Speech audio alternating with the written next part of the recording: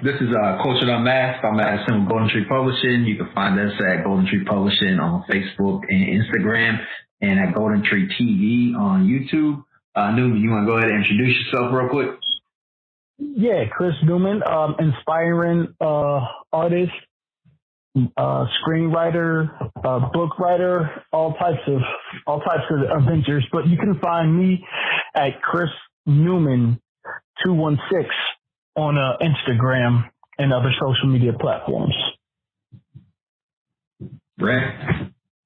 Hey, what's going on, everybody? My name is Raymond Youngblood, aka Ray's Arts. I am a freelance digital illustrator and an aspiring comic book writer. You can find me on Instagram at Ray's Arts, RAIZ_arts. Cool. So I guess we'll get into it. Anything new y'all seen since the last time we talked about it? Man, look. Go ahead, Ray. I watched the finale for Rise of the Teenage Mutant Ninja Turtles. Yo, one, I didn't know the show was ending that quickly because I feel like I just found it yesterday and they just snatched it away from me. The finale was bonkers. Like, I was mad because I was like, there's so much story to tell. There's so much more story to tell. Yo, no, they did such a great job. The animation was flawless, and I believe the animators were working from home. So for them to put that level of commitment to this hour-long finale, it was unexpected, but I loved every bit of it. I've been watching the Turtles versus Shredder fight every day since the finale came out. Like, it's amazing. I've watched the fight. I've watched the animatics. Like, it's crazy. It's crazy. And other comic related news, but not necessarily cartoon news, I finally sat down and watched Titans from beginning to end. And it's not as bad as everybody said it was. Like, it's really not. Well, Brian, what was they saying about it? They were talking about it's too dark and edgy, and it takes away from the original feel, and the characters are stupid and just emotional for no reason, and you know, it wasn't that bad. One character that I feel like they always get right on TV is Deathstroke. Like he was my favorite villain in Arrow, and he certainly is my favorite villain in Titans as well. So I'm really looking forward to season 3 with Blackfire. Yeah, I can't wait. I can't wait. Unfortunately, the DC streaming service is not doing too well right now. But I'm still excited for the television show Titans for their season 3. I think DC's ultimately just gonna have to. They're probably gonna kill the channel, but not the shows, and they're gonna have to pair it up with all the other Warner Brothers stuff. Because you're not going to be able to compete with just DC stuff on a streaming service. You know what I mean? With everything with basically every company that creates media now basically trying to create their own streaming service. They're just going to have more content. So they'll probably end up just rolling everything into some type of Warner Brothers special streaming service at some point in the future. That's what I think is going to happen. Yeah. I mean, even if CW, were to create like a paid streaming service, which I would hate. I'd rather than like pair it with like a Hulu or something like that. I think it would make more sense than just DC trying to do it dolo, like how they are right now. Yeah. And Stargirl's pretty good too. A little campy. But they had a pretty strong season finale, so I'm looking forward to season 2 of that as well. Stargirl? Yeah. I never heard of that. I don't think I did. What's that on? It's on W as well as the DC streaming app. Oh, okay. Yeah, I believe it comes Mondays for the CW for the DC app, and Tuesdays for the actual CW channel. But I don't know the times because I stream. As we all do, man. We all do. But yeah, so that's pretty much it for me. Newman? Oh man, I have honestly, I've done I've been watching basketball. So honestly, that's like, I haven't watched any like TV outside of like basketball and movies. So watching Dame Dollar Beef, man, that's about it. That he's been going in. My daughter and my girl, they just watched My Hero Academia. So my daughter was excited, like telling her friends, like, "Oh, mom watched anime with me, da da da." And she don't realize, like, Dad used to watch anime. I'm gonna have to start watching some old stuff with her to see if she, you know what I'm saying. I don't know how to gauge the stuff to the stuff with the '90s, so I'm gonna definitely jump in some stuff with her. Hopefully in the next couple weeks. Your Academia is a good one to get into. Yeah. Is it? Yeah. All the kids love it, man. So I'll definitely have to check it out. You know what I'm saying, with her. Definitely be something that we can get her on the pod too, hear from her point of view on stuff. Yeah. It's definitely worth watching. What are the kids watching nowadays? Yeah. Yeah, see if they know about Dragon Ball Z and some of the stuff that y'all know more in depth than I do. They definitely know about Dragon Ball. They just keep recycling that thing. It's got legs, man. They just change the title, but it's the same episodes. Maybe they enhance the color and stuff, and then they just recycle it. I think now instead of Dragon Ball Z, it's Dragon Ball Kai, right? That's what they call it. Now. But it's basically the same thing as Dragon Ball Z, same episodes and everything, but the way they break the arc out is different. But they got rid of all the fillers and non-canon material. That's the difference between Dragon Ball Kai and Dragon Ball Z. But it's definitely still worth watching, especially like if you're just someone who's like just trying to like get a streamlined, optimal experience of Dragon Ball. I highly recommend it. So what's the streaming service for the anime? Because I don't know if she knows, but if I'm gonna put her onto that, that'll be a good start. Probably. I mean, you can do Funimation, Crunchyroll.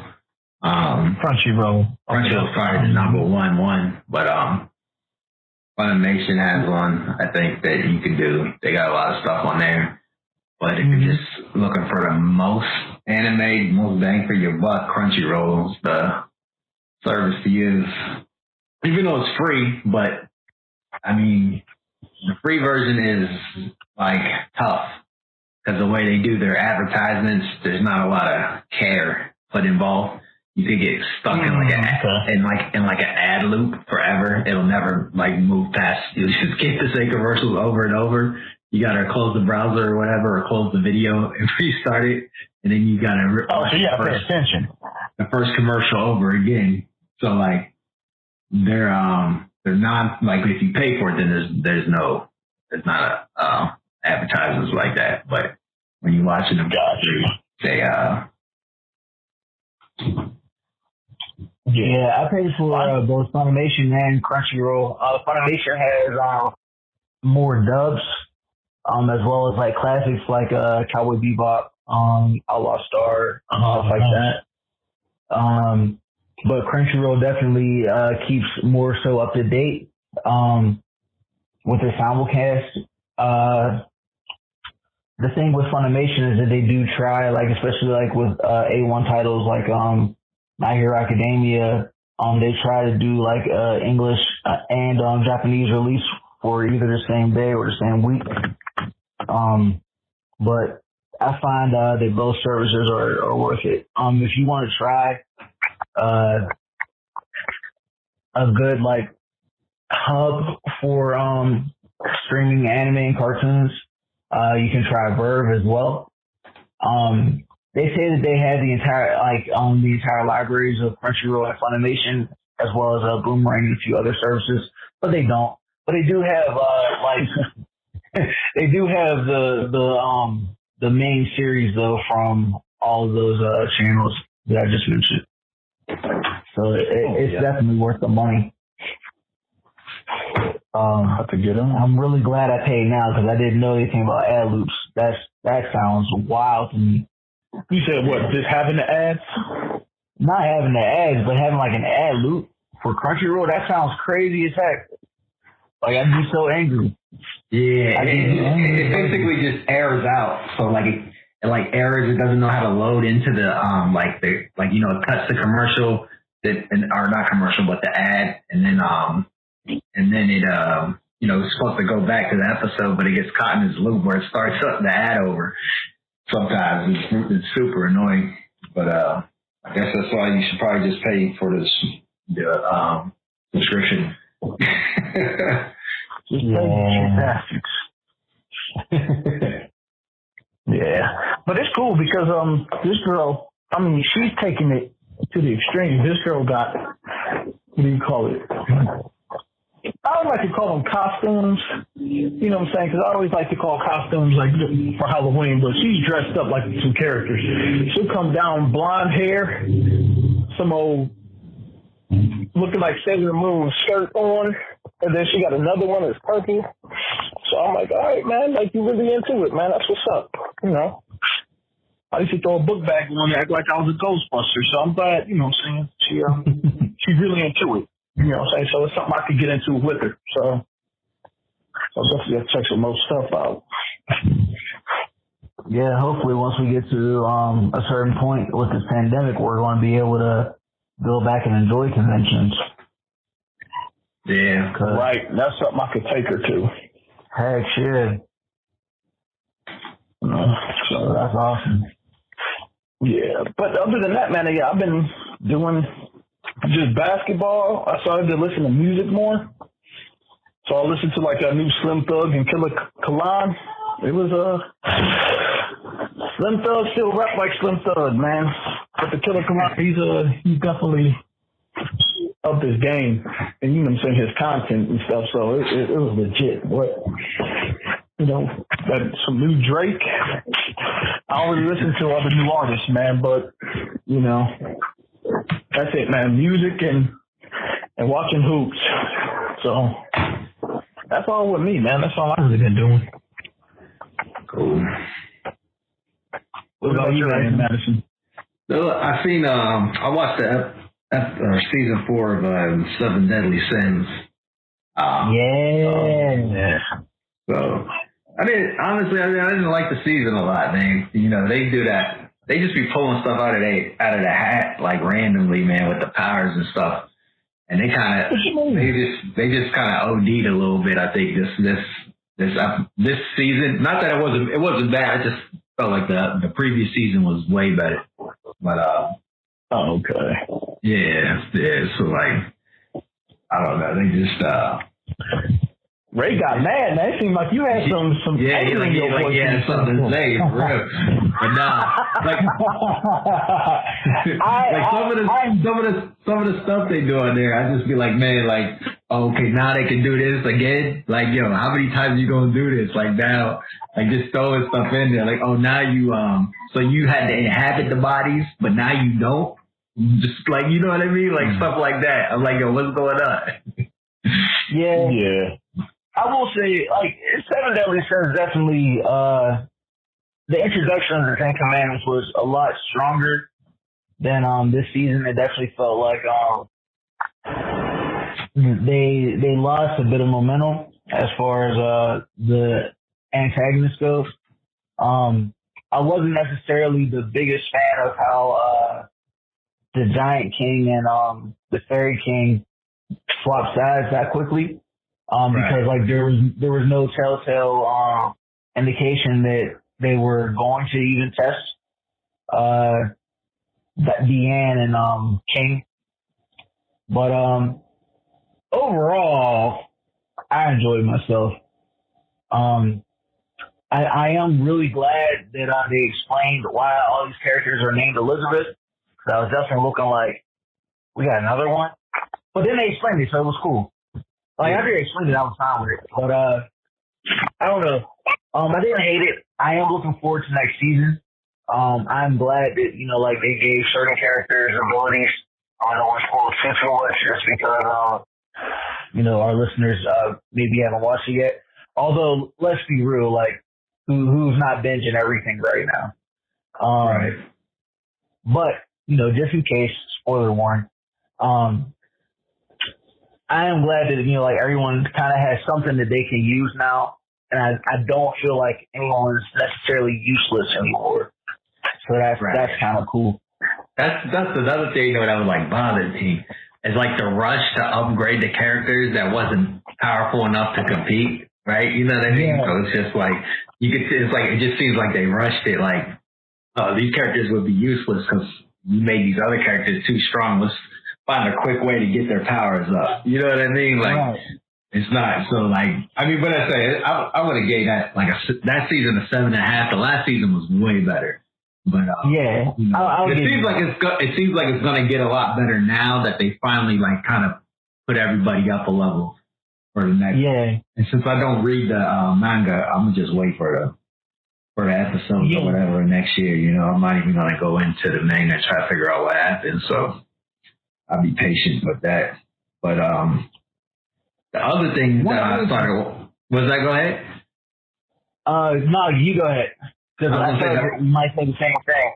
I said the other thing I was watching was the War for Cybertron. Oh, okay. On Netflix, the Transformers joint. Yeah. And how was that? It's interesting, man. It's like it's such a weird thing, right? Because it's like when I think back to like, because my cousin, like back in the 80s, like when I was like 4 or 5 or whatever. He's like 4 or 5 years older than me, but he was like really into Transformers. So he had like all the old movies and stuff like that. So I remember like the old Transformers, like the first ones, right? And this is kind of more like down that line. Like it's like a super serious tone. Like it's almost like if they weren't robots, this wouldn't be for kids. You know what I mean? Like, like, you know what I mean? Like you can blast a robot or whatever and then nobody cares. You know what I mean? But like, like they like, it's like kind of deep. Like you're talking about like, it's like like how would you feel? Like it's almost like they take it like, with the history of like the Autobots and Decepticons, and it's like, like they go into that like kind of like that conscious part where they're like, okay, so it's like who like almost like they try to give an understanding to like the Decepticons, because the Decepticons are like, oh, we were slaves and y'all Autobots was just chilling, like, living your good life and stuff like that. Even though y'all didn't support like us, like being like beat down and out.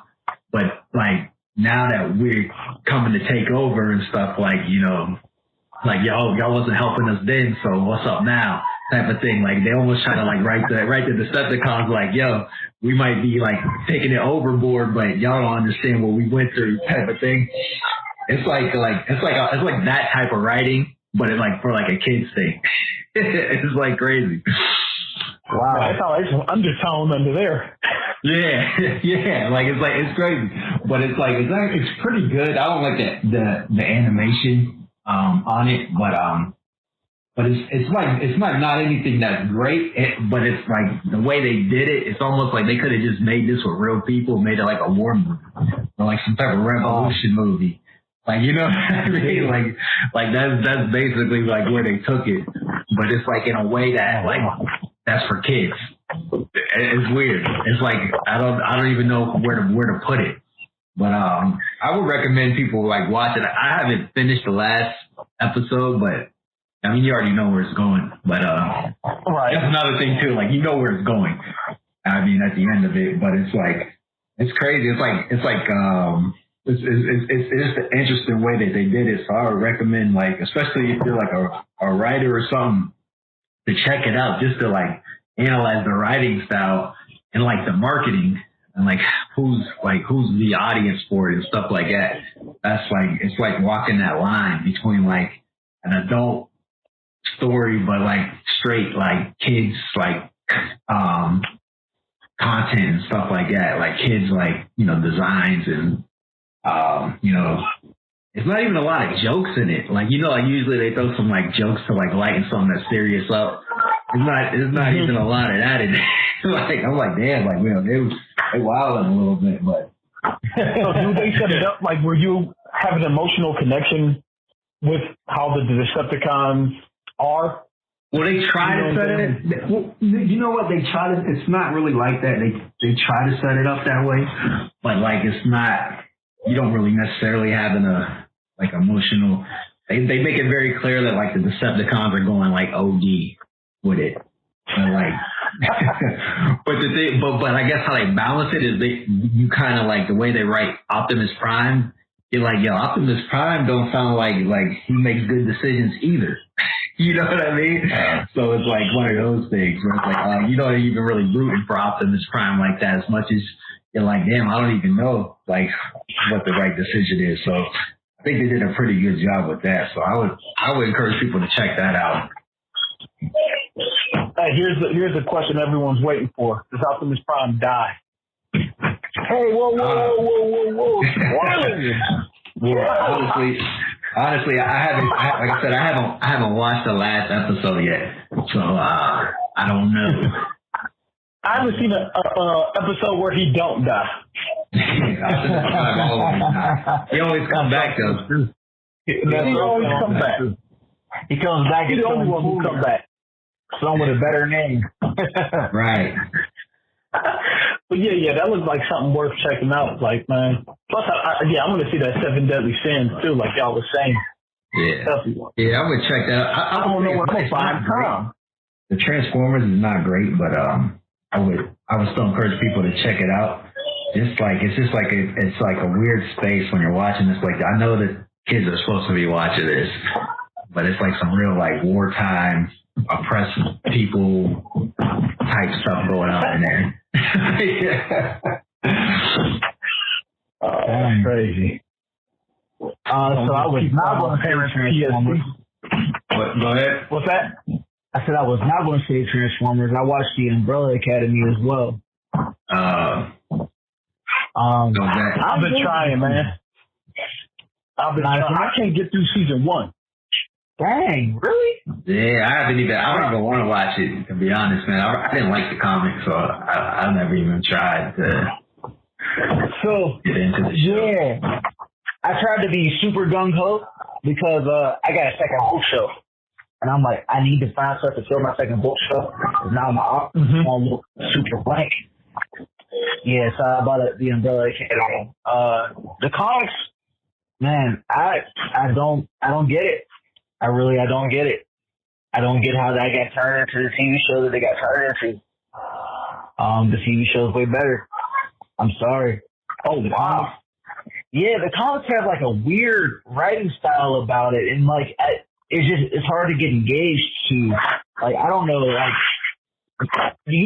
why didn't you like it, Madison? Basically, kind of what you said. It's like the style.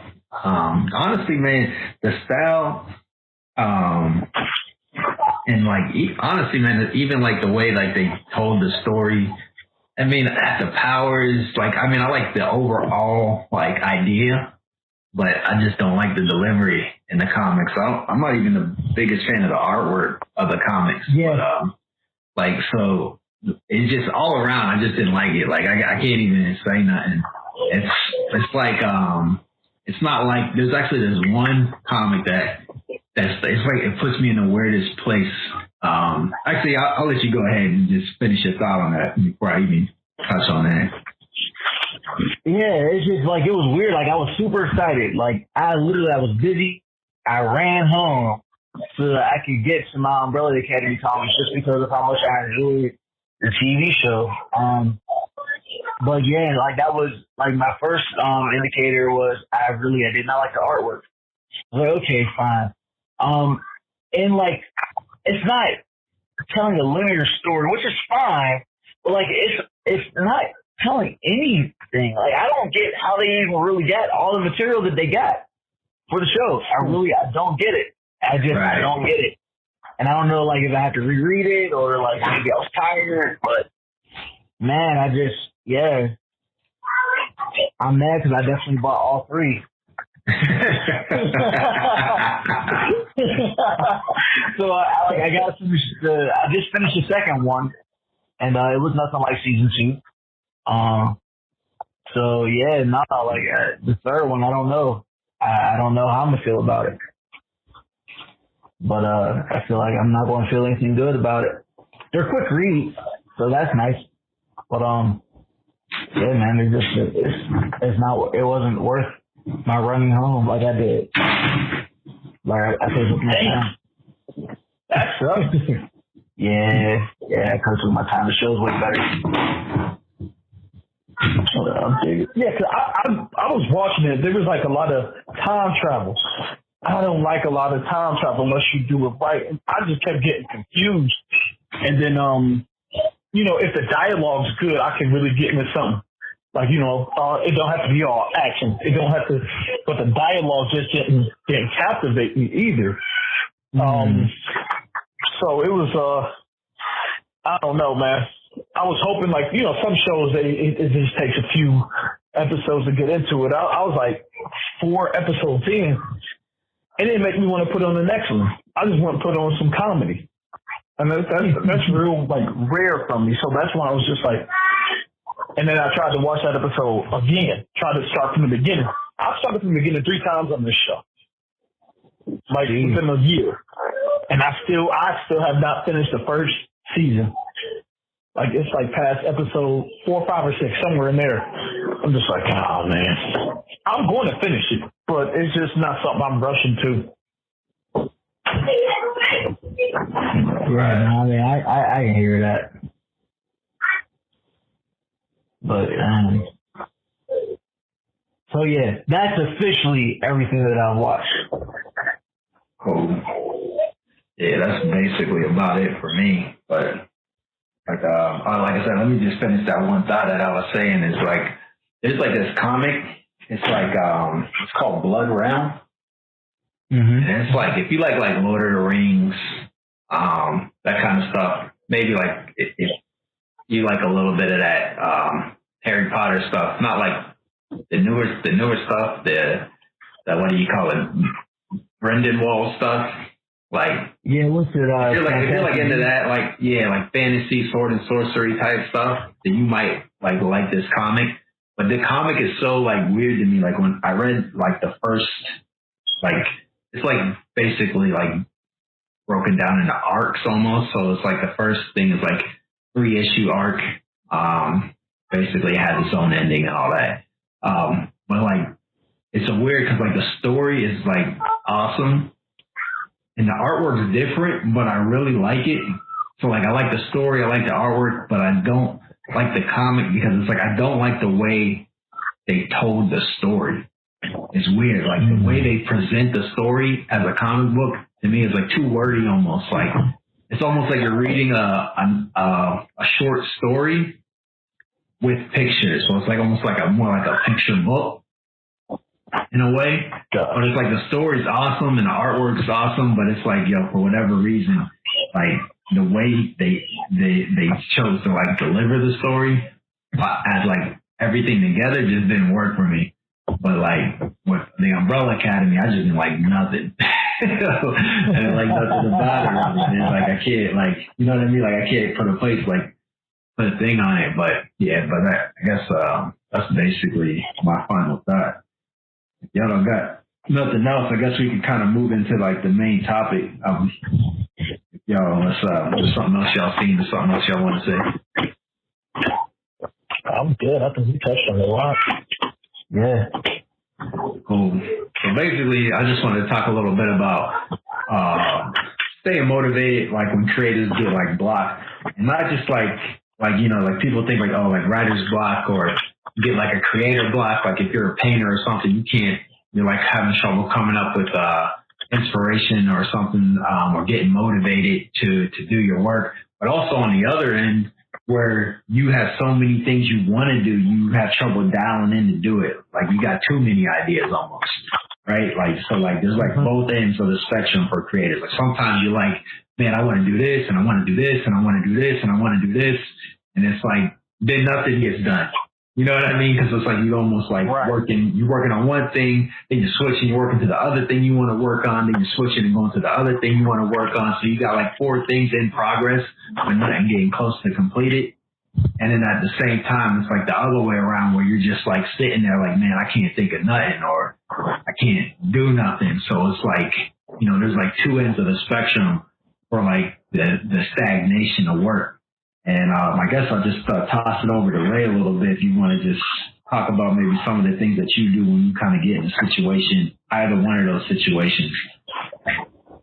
Well, I, for one, am deeply offended that you would even think that I would get artist block ever in life. I produce the most amazing things always. I never take a break, and I just draw. That's all I do. Online. Online. Oh, super line. Oh my gosh. Man, even with this project I'm working on for the Suzuki contest, man, like, it is so hard. It's hard to stay motivated, but it's also hard when like trying to get everything done. So truthfully, the story that I was originally trying to write, way too ambitious. It just was. And like I had the script out and everything, and I was just like rereading my script, and I was like, this is too much. This isn't 55 pages. This is meant to be an entire volume. What are you gonna do? So I took a bit of an unorthodox route. Something that I don't recommend for everyone. And I still believe in structuring and writing scripts for like longer volumes, but I decided to use my script as kind of a guide, but work around the script per se. And like I've cut some things out, and I'm actually having more fun with the not necessarily choose your own adventure type thing, but this idea that I don't have to just stick to the page, and if I can find a quicker route to get the idea across, it's okay. It's not necessarily cutting corners, but what it is you're getting the work done. I sat and I looked at that script for like 3 weeks, and like that was just wasted time. It was literally just wasted time because I was trying to find a perfect way to write it before putting pen and paper and draw. And it isn't necessary. Toriana doesn't use scripts, which is also why his memory is so bad. But that's a story for another day. But I was like, look, I want to use this as a guide, and I want to like push myself fast. And this is the fastest I've ever like worked on a comic in my entire life. So it's kind of cool. So I guess like I went on that little tangent to say, try new things. You know, like if you're finding that what you're doing right now is literally yielding no results, try new things. I'll move. So like when we moved in our place, one of the things that I was super excited about was getting my own office. But I'm doing my drawing out of there, and I'm also working from home right now. And so I was like, yo, I'm almost always there. It's time for me to switch locations. So now I'm working out of the dining room, and my girlfriend's not the happiest with that. But I'm using a lot of creativity just from changing where I'm at. And talking to creators, you know, like I have, you know, a network of friends who I do bounce ideas off of, and who I do like just spaz on, like whenever I feel like I should be doing this and I'm not, and like they encourage me to keep going. It's always good, like just to have friends, you know, so that you don't feel alone, and so that you don't feel like you're the only person who ever gets stuck. Right. So, yeah. Norman, you got anything? Man, I just most recently started like in the last couple of years, and that's setting little milestones or goals. So like whether it's like getting a picture done for my book, you know, if I know, okay, I'm gonna be busy tomorrow with whatever normal stuff I'm doing, whether it's work or painting the house or whatever. I'll make sure that I at least finish one page that night. I'm down to the little bit of detail. So that's and then knowing after I do that, then I'll write out like, okay, in the next week or the next time, I'll go over the words, or else I'm gonna finish another page. So I've been writing everything down in my phone, and I'll always I'm putting my notes. I'm always writing stuff down in my phone. So that's one way, that I've gotten better with keeping organized, because I am involved in so many different projects. Like I said, I wanted to write a song for the release of my book, just because it's going to be, over a holiday focus. Man, I had this song written out for over a year now. And I said, by the summer, I'm going to have the melody, I'm going to have the instruments. I haven't done that, but I know the reason I haven't done it, because that I just kept thinking in my mind. I didn't put it on paper.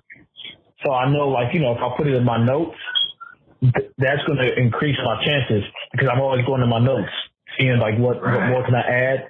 Can I check off? So I know personally the reason I didn't get that accomplished. I did take on new projects, but those new projects I did complete. So with the song, as we're talking now, I just put it in my notes to complete the melody and stuff. But like I said, I'm not, and I've said in previous podcasts, I don't know if I'm going to release it this year because of the whole corona. Could it be a benefit? Yeah, but I don't know. I'm not sure. So, but I did just put it in my notes, complete the song, by November. So if I could get it done by November, the melody, the beats, the instruments I want, I'm good. The other thing is my brother's an artist, so I do bounce a lot of ideas off of him. We even started, again, another project. We started a project, we're doing a book together. And it's something that we're going to try to introduce in different markets. So I've been helping him with that, getting ideas, bouncing things off with him. I said, I'm still doing the book. And I always ask him, is the story still good with you? Because he'll always, he's always direct. Man, you should add this. We should add this. So that's why I'm going to have different versions of it, because of what he thought, what I thought, and what other persons have thought about adding and things like that. Well, I don't want to, push off their ideas and things like that. But I want to introduce it, maybe not the way I was originally envisioning it, but their ideas, I'm going to have a version of it. So I can, say, I could got a comparison interest what people would like, but it's just always, talking to somebody and then making sure I go through my notes. But like I said, it's in the middle of the night. I'll wake up and put something in my notes, go back to sleep. And that's good too, that I can actually get sleep, because once I'm up and my mind's moving, man, I can't get back to sleep unless I put it down in my notes. But then the good thing is I'll go the next day or the next week, make sure I accomplished it. So I do delete notes too, because that's how you got it accomplished. So, in between, that's basically how I've stayed up to date, stayed good with my creativity and made sure, when blocks do come up, man, it might put you back, man, but at least I always have something to go back on to make sure I did get it complete, if I got it complete. So, staying organized with notes helped me. That's about it. That sounds about right.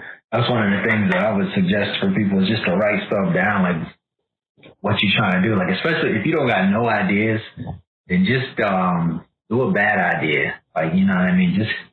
Just to get it going. You don't want to find yourself in a situation where you just haven't done nothing for a while. So write down, like I said, even if it's a goal, like say 1 page a day or something, even if it's something you're not going to use, it's better than doing absolutely nothing. Just feeling I don't got any good ideas. You might not think your idea, or you don't have any good ideas, or but nobody has no ideas. Most people, when you have like a block, it's like you can't think of anything that's going to be beneficial or that's going to be good or quality. So then just write something that you don't feel is going to be quality until you find yourself in a situation or get the inspiration or inspiration to write something. As far as like motivation and just like, I feel like people, if you're just not motivated, like some people get in that block where it's not really a block, where it's just like, I got an idea, I just haven't sat down to do it. Like I haven't felt like sitting down to do it. Then that's especially where like writing stuff down comes into play, because then you just set that goal, like I'm gonna do a page a day or even half a page or whatever. Just to get it going, so that you have like something versus just sitting around. Like, you should, the one thing you should never be doing is just like sitting around twiddling your thumbs. Even if it's just like, maybe you don't want to write nothing, like a bad idea, but then have a notebook and just note ideas. Like just try to come up with 10 ideas for a story or 10 ideas for a painting or a drawing, like every day, and just write those down. You know what I mean? Like, like one of the things that I do, like if I can't think of something, like if I'm stuck with like comics and stuff, I'll just sit down and maybe I'll just like come up with ideas for short stories, like for prose, and I'll just have like a list of like, I'm like, not even necessarily like a title or anything like that. I'll just have like an idea about something, like, and it doesn't really matter what it is. It's just like, I'll have like, try to write a couple of those down. So then I'll have like 5 of those, every 2 days or something. So then like in a month, I look back, it's like 20 ideas there. You know what I mean? So then it's like, oh, okay. When you go back through them, it's like, oh, you know what? These, none of these ideas are good, but if I combine these 3 into one thing, maybe I'll work on that. Or maybe I just have that list, I don't do anything, and the thing that really comes to mind that I want to do isn't on that list, but at least you've done something, like to kind of stay maintaining progress on what you're doing. And then the other way around, like I said, there's that other kind of like paralysis by analysis type of thing where you have so many ideas, you're trying to work on them all at the same time. I would say like that's not ever really going to be the way to do it per se, unless you have like, again, set like goals. So like, I would say like focus on completing one thing before you move on to the next thing, or maybe you're focusing on one thing, and when you get to a point where maybe you're feeling like for like the day or the week you've been working on it so long, you're kind of burning out, then go on to the next thing, but with the idea that you're going to finish that one thing first. So that way you're getting things completed, and you can still kind of work on other stuff as well, but you've got to set goals so that you have like a finished product. Because I know so many, especially like writers out there that have like all these ideas, like I want to do a series for this, and I got an idea for a series for this, and I got this graphic novel idea, and it's like, all right, what, you got any pages for any of those? No. You got a script for any of those? No. I started a script for one, and I started a script for this one and this one and this one, like, but none of them are done. And it's like, well, just like pick one of those things and try to take it to the end, and then come back to the other ideas. Like, just pick whatever one you want to do, and just focus on that. Because like, I mean, at the end of the day, it's about like getting a finished product a lot of times more than anything else. Like if you really want to be a creator or something, that, you got to have something that people can read, or that's like finalized.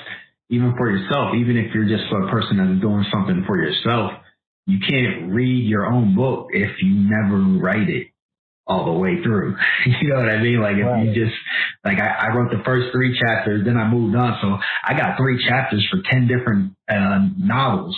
It's like, well, you got 3 chapters. Well, wouldn't it be better if you had 30 chapters for one? You know what I mean? Like it's like, like just trying to like stay focused and just setting that idea for to finish up one thing at a time. And like a lot of times, like in life, that's kind of like how things work too. It's like, just focus on, if you're trying to save money, like just set, like you might have an idea of the total amount of money you want to save, but you probably should break that down to something smaller and say, I just want to save this much amount for this week and do that. Like people, you know what I mean? Like people have like all these ideas and then they spread it out and nothing ever gets done. So trying to just trying to focus in, because like most people who are creative, you're never gonna, you're gonna come into those times where you have that block, and then you're gonna have those times where you have a ton of ideas,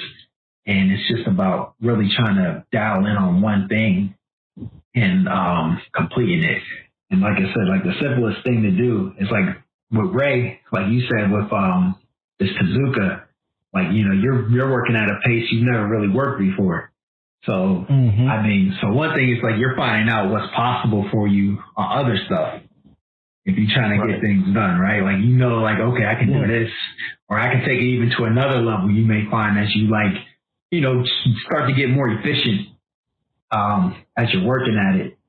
That's like one of the things you might find when you're working on something that you don't ever plan to use if you're on a block, like a writer's block. Like, find a way to like muscle through something. Just like I'm writing a page a day to something because I have no ideas. This idea sucks to me, but I'm writing it anyway.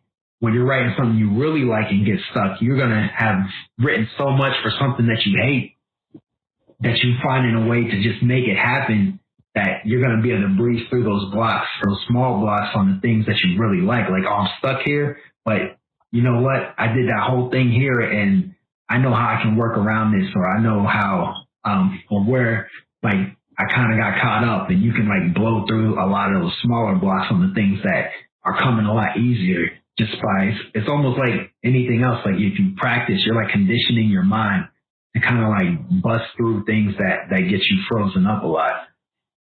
Right. But yeah, I mean, that's just some of the things that I guess that I had. I don't know if y'all got anything else I want to add on to that. Yeah, I mean, like the most important thing is to push past it, because like it's going to happen. Like if you're a creator, there's going to be a time somewhere somehow where you're just like, yo, I can't do this, and still have confidence in yourself.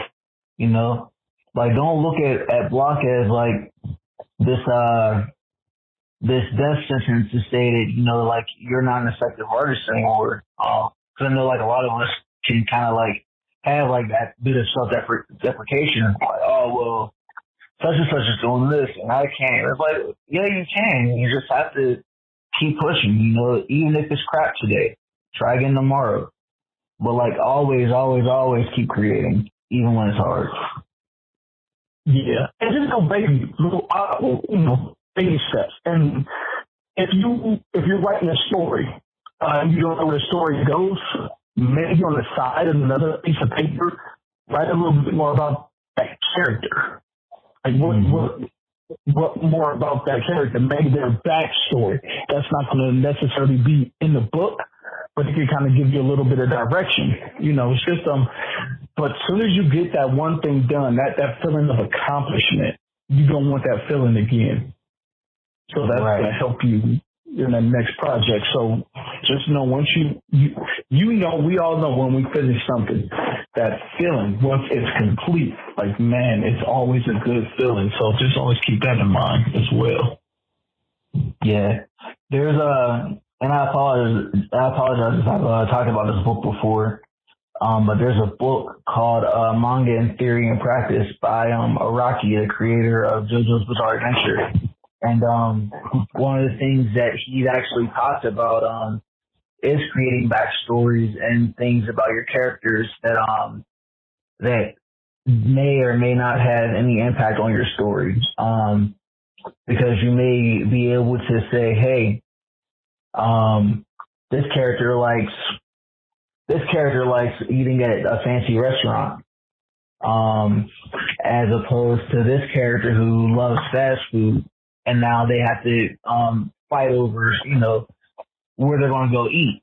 And like, while it may not seem like a big deal at the time, those are two conflicting ideas that, but these are two conflicting characters who have to spend time with each other. So how does that work? And so like putting yourself in like those shoes of that character and how they'd act is just as important as knowing your story.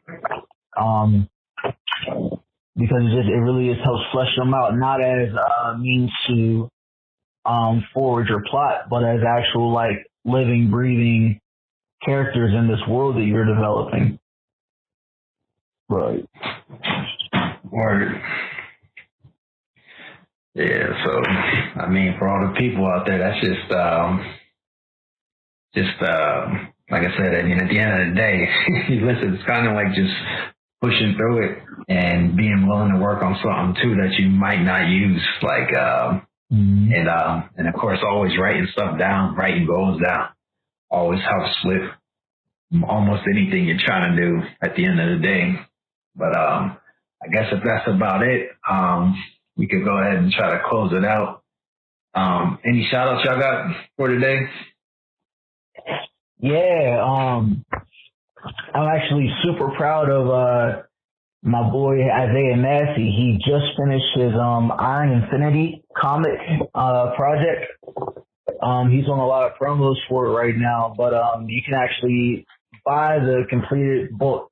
I believe it's 50-some pages for $4.99 on his Gumroad site, www.gumroad.com/Zayarts, ZAYARTS.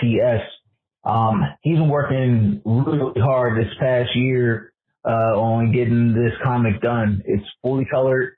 It has his character Miss Makeshift on there, and he's done a lot of Draw the Singer style contests with his character as well. So there's a lot of passion and a lot of heart that came with this project. So I wish him all the luck with it. I hope that it sells really well, and I hope that it's enough to be able to push him towards his next project. You can also find him on Instagram at Mindless Designs.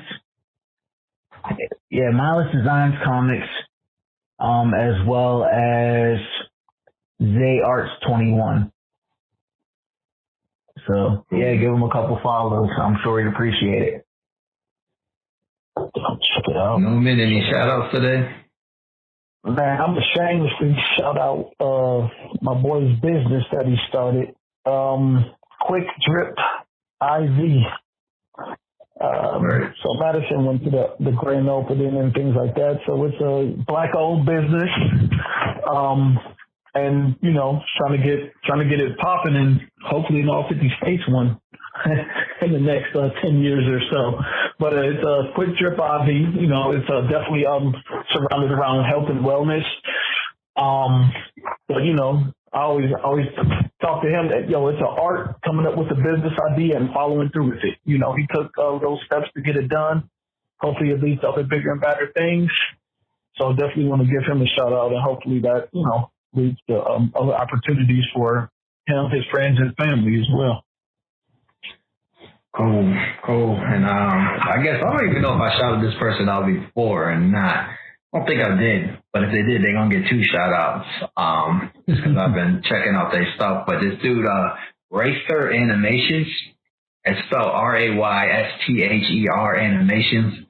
And if you look that up, either way, that's all his tags. So that's basically what his Twitter handle is. That's his Instagram and his YouTube. And he's like an indie. He does art, like he does like anime style art, but he also is an animator. And like his stuff is tight. Like for like just a dude, he's actually out of the Dominican Republic. Like for just like a guy doing it on his own, like it's super clean. Like it's crazy. Like he's been working on the Escanor Meliodas fight, right? Like so he's like been like replicating that like with his own animation. So, animation takes a long time, but you can check his stuff out. He's got like a 35-second clip of the beginning of that fight when they get like put in the cube, and like it almost looks identical to what they actually did, that the animation studio actually did on their for the actual season. So it's like super tight. I can't imagine how long it took him just to do that. He's only got like 35 seconds of it because animation takes so long. But like just to do that by himself, like and how clean it looks, y'all should definitely check him out. Again, it's Racer, Rayster Animations, and he's out of Dominican Republic. If you don't know a ton of Spanish, then you're gonna have some issues.